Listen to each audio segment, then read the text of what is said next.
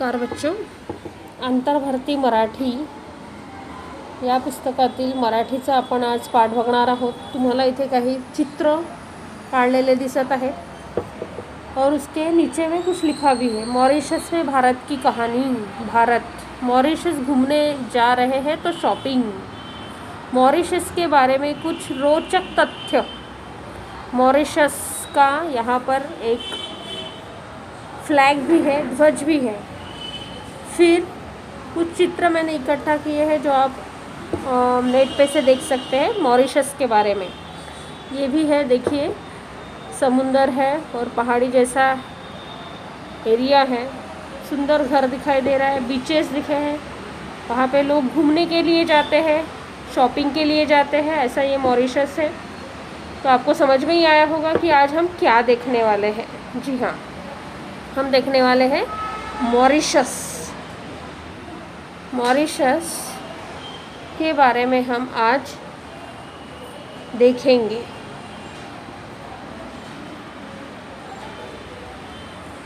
तो मॉरिशस जो है वह मॉरिशस सागर दर्यातील साखर बेट, याला साखर बेट असं म्हटलेलं आहे। शुगर, साखरचा अर्थात शुगर। तो सागर दर्यातील साखर बेट यानी सागर जो है उस सागर और दरिया की एक शुगर का बेट यानी जहाँ पे चारों ओर पानी रहता है और चारों ओर पानी के बाद बीच में लोग अपना वहाँ पे रहते हैं, उसको बोलते हैं बेट। तर लेखक आहे दत्ता नायक, 1954। सुप्रसिद्ध लेखक, गोव्यातील एक उद्योजक, सामाजिक कार्यकर्ते। त्यांनी मराठी, कोकणी आणि इंग्रजी भाषेतून ग्रंथ निर्मिती केली आहे। त्यांची आत्मदीपोभव, जाय काय जुई, Uncommon Wealth, Arabian Days, Kalighat ते करुणा घाट, द जंगल स्कूल इत्यादी पुस्तके प्रसिद्ध आहेत। पुस्तकांची, त्यांनी लिहिलेल्या पुस्तकांची वर नावं दिलेली आहे। जाय काय जुई या कोकणी लघुनिबंध संग्रहाला साहित्य अकादमीचा 2006चा पुरस्कार मिळालेला आहे। प्रस्तुत पाठात लेखकाने बहुरंगी निसर्ग सौंदर्य लाभलेले मॉरिशस बेटाचे वर्णन केलेले आहे। या आपण जे चित्र बघितले त्याच्यावरून तुमच्या लक्षातच आलं असेल कि हा पाठ कशा संबंधीचा है, किसके बारे में है। तो मॉरिशस यह एक जो देश है उसके बारे में यहाँ पे जानकारी दी हुई है। उस बेट का वर्णन यहाँ पे किया है। बेट म्हणजे काय है मी तुम्हाला आधीच सांगितलं। बेट म्हणजे जिसके चारों ओर पानी है और बीच में वस्ती है यानी लोग रहते हैं, ऐसी जगह यानी बेट। मॉरिशस देशातील घरे व वास्तुशिल्प हे वैशिष्ट्यपूर्ण आहेत। तेथील लोकांच्या श्रमप्रतिष्ठेचे वर्णनही प्रस्तुत प्रवास वर्णनपर पाठातून वाचायला मिळते। प्रस्तुत वर्णन जे आहे ते प्रवास वर्णन पर है यानी प्रवास का वर्णन हमें दिया गया है। लेखक शायद मॉरिशस गए हैं और उन्होंने कैसे प्रवास किया उसका वर्णन यहाँ पे हमें पढ़ने को मिलने वाला है। भारतीय महासागराच्या अथांग दर्यात जिथे नैऋत्य मान्सूनचे ढग जन्माला येतात।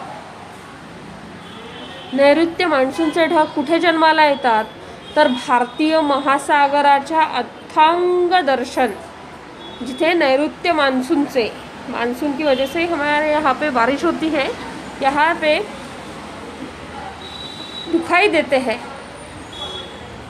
जन्माला येतात। तिथे सागर दर्यात एक साखर बेट आहे। हजारो वर्षाआधी महासागराच्या गर्भात झालेल्या भूकंपाच्या विस्फोटातून हे बेट पाण्यावर तरारून आले।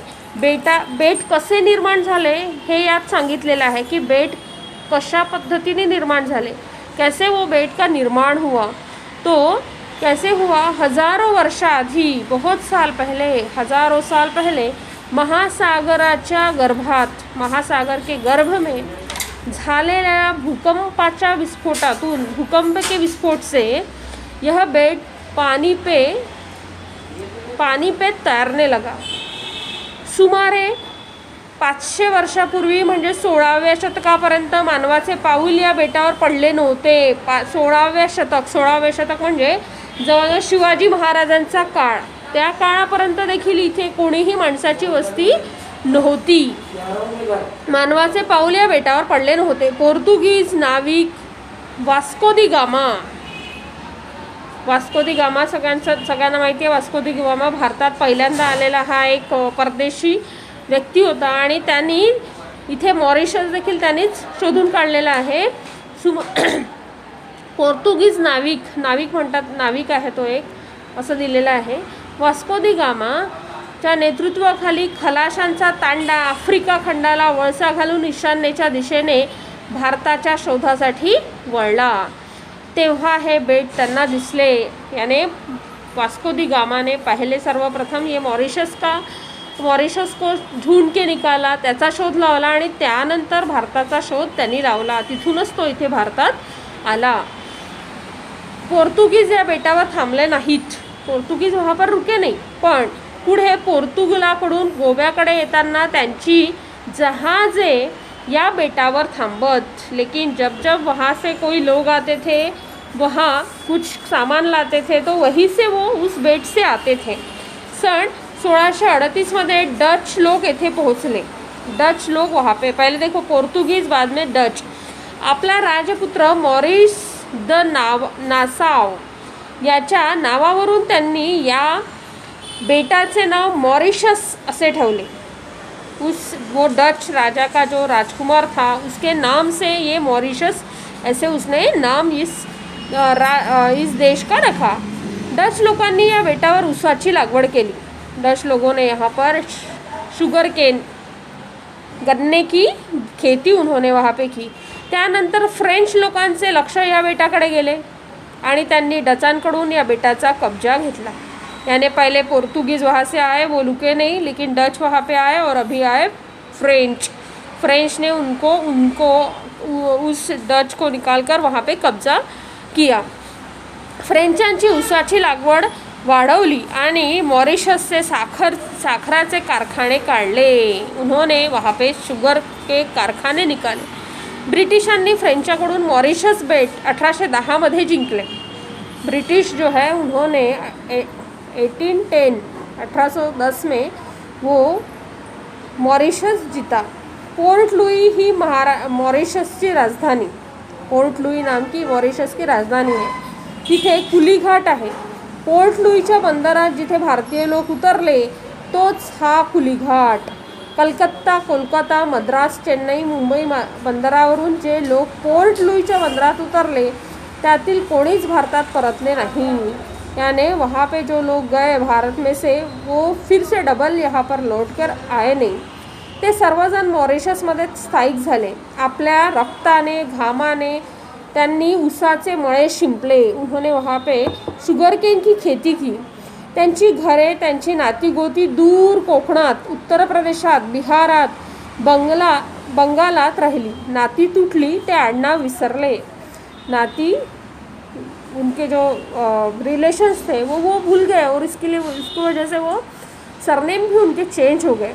त्यांनी नवी नावे घेतली. मॉरिशस हा संस्कृतीचा एक मेल्टिंग पॉट झाला आणि म्हणून इथे लेखकाने सुंदर उपमा दिलेली आहे की मॉरिशस हा संस्कृतीचा मेल्टिंग पॉट झाला. कसा मेल्टिंग पॉट झाला तर कलकत्त्यामध्ये राहणारे, बिहारमध्ये राहणारे आणि मुंबईवरूनही, मद्रासमधून, चेन्नई अशा विविध ठिकाणातून जो लोग मॉरिशस में गए उन्होंने अपनी घरें वहाँ पे बनाई, वहाँ पे खेती करना शुरू किया.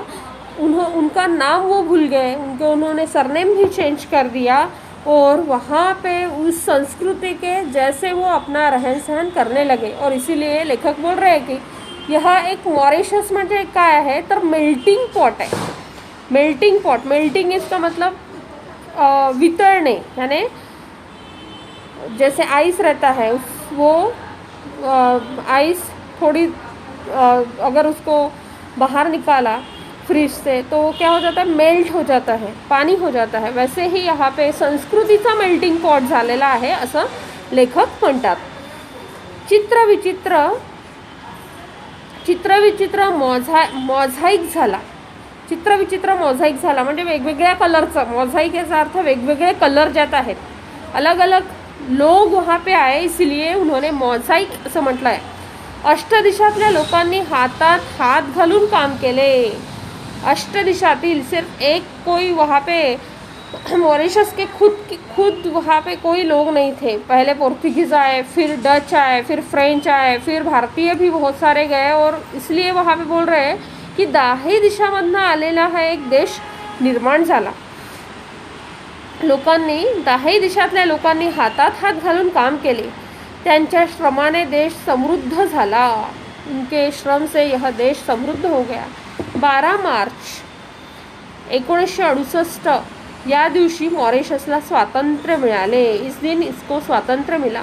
आपल्या भूमीच्या बहुरंगी निसर्ग सौंदर्याला शोभेल असा लाल, निळा, पिवळा आणि हिरवा असा चौरंगी ध्वज मॉरिशस ने निवडला.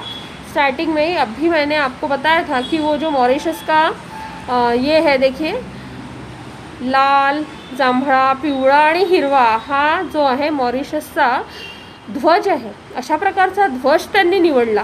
का बरं निवडला? कारण तिथे राहणारे लोकही विविध प्रकारचे होते आणि म्हणून त्यांनी असा हा ध्वज निवडला. विविध रंगांचा ध्वज त्यांनी निवडला. चौरंगी ध्वज म्हणून त्यांनी म्हटलं की चौरंगी, 4ही रंग असणारा असा चौरंगी ध्वज मॉरिशसने, ध्वज याने झेंडा, ध्वज याने झेंडा मॉरिशसने निवडला. कालांतराने काही पिढ्यांपूर्वी मॉरिशसच्या भूमीवर पाय ठेवलेल्या भारतीय लोकांचे वंशज मॉरिशसचे राष्ट्राध्यक्ष झाले. मॉरिशस के राष्ट्राध्यक्ष हुए कुछ साल के बाद मॉरिशस के राष्ट्राध्यक्ष जो हुए वो भारतीय लोग ही थे. इतिहासाची एक परिक्रमा पूर्ण झाली. मॉरिशसमध्ये आज 52% लोक भारतीय वंशाचे आहेत. उर्वरित फ्रँको मॉरिशस, ॲफ्रो मॉरिशस आणि अँग्लो मॉरिशियन आहेत. भारतीय लोकांनी हजारो मैल दूर स्थलांतर करूनही आपल्या ओठातील भाषा सोडली नाही. भारतीय लोकांनी आपल्या ओठातील भाषा इथे गेले तरी सोडली नाही.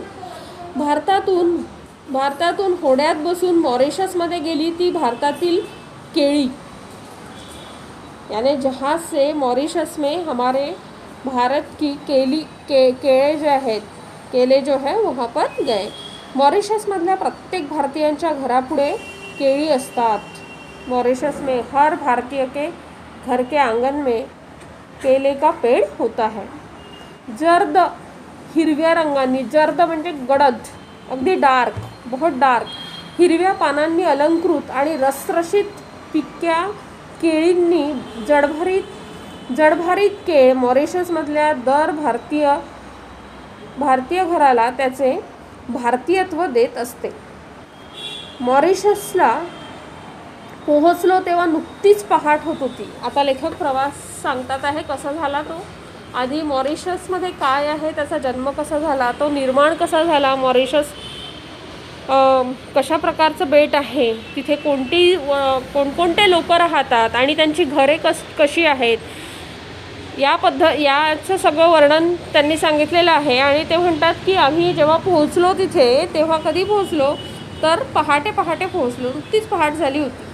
आभाळाच्या घुमटाखाली पक्ष्यांची काकड आरती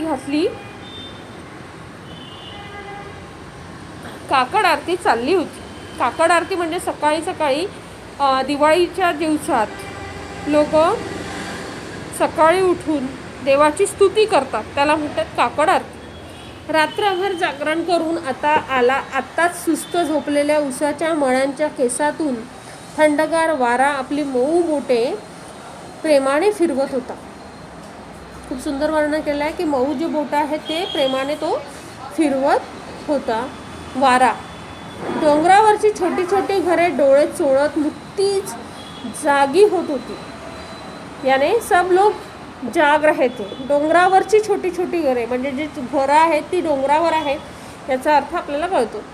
कमळाच्या पाकळीवर भुंगा अलगद बसावा असे आमचे विमान मॉरिशसच्या भूमीवर उतरले, कमळाच्या पाकळीवर. म्हणजे मॉरिशस हा कोणाप्रमाणे आहे असं लेखकाला म्हणायचं आहे, तर कमळाच्या पाकळीप्रमाणे. आणि एखादी भुंगा ज्याप्रमाणे त्याच्यावर बसतो तसं आमचं विमान त्या मॉरिशसमध्ये उतरलं, थांबलं. अलगद बसावा तसे आमचे विमान मॉरिशसच्या भूमीवर उतरले. पण विमानतळ कुठे होते?